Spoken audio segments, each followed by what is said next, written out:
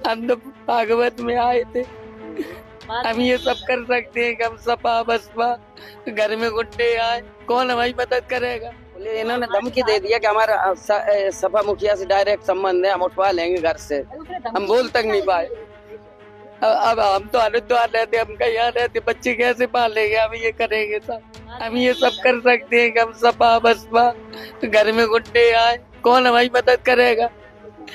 उसने हमें धमकी दी, तब ये पता चला। तो थैला उठाया, उसमें आधार कार्ड निकला, लड़कों ने उठाया कि अग्नोत्री है। इटावा के बकेवर थाना क्षेत्र के दादरपुर गांव में शुरू हुई भागवत कथा और विवाद अब थमने का नाम नहीं ले रहा है। इस विवाद में लगातार नए खुलासे हो रहे हैं। एक तरफ जहां इसमें जातिगत एंगल दिया जा रहा है, तो वहीं इस मामले में एक नई बात निकलकर सामने आई है। घटना को लेकर जयप्रकाश तिवारी नाम के शख्स ने दावा किया है कि इसमें जातिगत कोई एंगल है ही नहीं। ये वही शख्स है जिनके घर पर भागवत कथा चल रही थी और जहां से इस पूरे विवाद की शुरुआत हुई। जयप्रकाश तिवारी ने दावा किया कि उन्हें धमकाया जा रहा है। उन्होंने यहां तक आरोप लगाया कि कथावाचक मुकुटमणि यादव और उसके साथी संत कुमार ने उनकी पत्नी के साथ बदसलूकी की, जिसके बाद ही विवाद बढ़ा।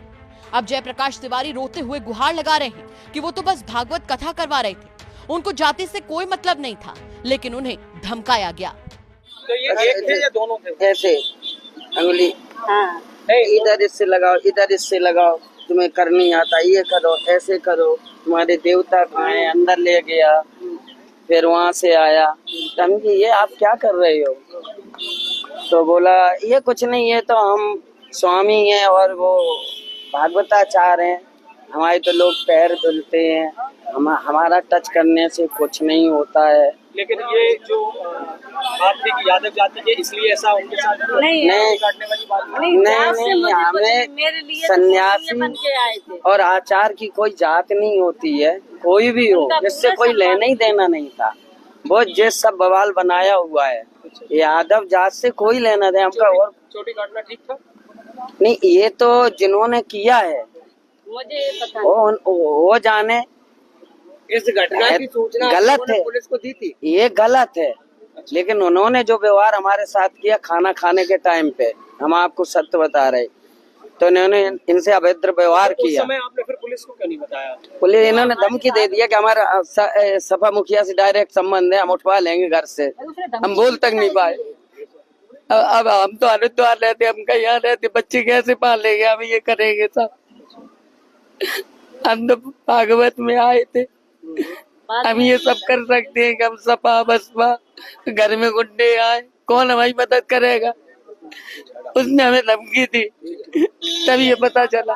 तो थैला उठाया, उसमें आधार कार्ड निकला, लड़कों ने उठाया कि अग्नोत्री है। क्या नाम है आपका? हमसे बताया, हमें यादव है। बता दें कि दादरपुर गांव की भागवत कथा अब महज धार्मिक आयोजन नहीं रही, बल्कि एक ऐसी घटना बन चुकी है जिसमें जाति पहचान, सामाजिक सम्मान और महिला के शारीरिक शोषण जैसे गंभीर मुद्दे आपस में उलझ गए हैं। कथावाचकों द्वारा लगाए गए आरोपों के मुताबिक उन्हें सिर्फ यादव जाति का होने के चलते अपमानित किया गया, चोटी बाल काटे गए, नाक रगड़वाई गई और अमानवीय व्यवहार किया गया।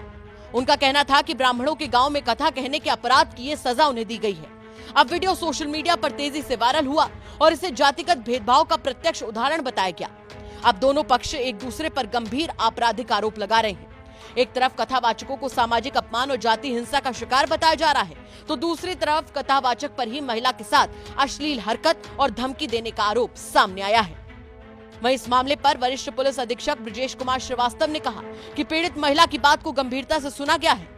पहले कथावाचकों की ओर से जो तहरीर दी गई थी, उस पर भी मुकदमा दर्ज है। पूरे मामले की निष्पक्ष जांच चल रही है। जो भी तथ्य सामने आएंगे, उनके आधार पर सख्त कार्रवाई की जाएगी।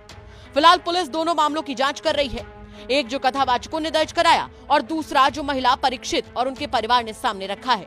एडिशनल एसपी के नेतृत्व में एक विशेष टीम जांच में जुटी हुई है।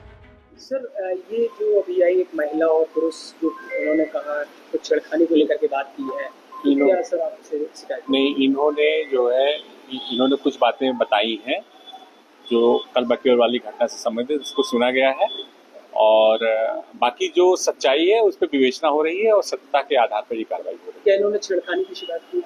नहीं, अभी इन्होंने कोई ऐसा प्रार्थना पत्र नहीं दिया है, केवल बात हुई है हम लोगों की। जो भी रहेगा उसमें हम लोग न्यायोचित कार्रवाई करेंगे। इटावा से अमित तिवारी की रिपोर्ट।